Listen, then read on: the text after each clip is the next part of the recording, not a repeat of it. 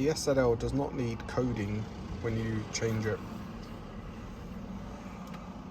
You do need to use ISTA or a programming tool of some kind to reset the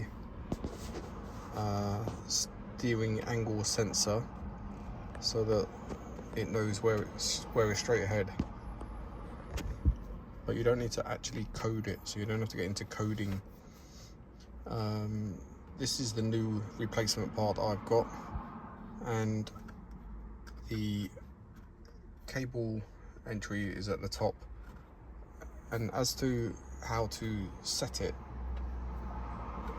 like where should it be, I'm going to show you.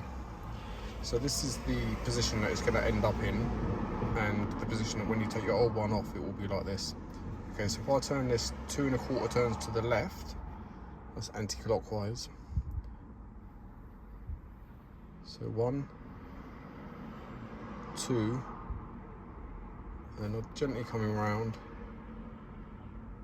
Okay, and it's gone like tight there. So that's 2 1/4 turns to the left. So I'll put that back to the top, that's the quarter, and I'm going to go clockwise 2 more turns. 1, 2. Okay, if you get that lined up, then it's kind of perfect. So now I'm going to put the steering wheel back on, the airbag, etc.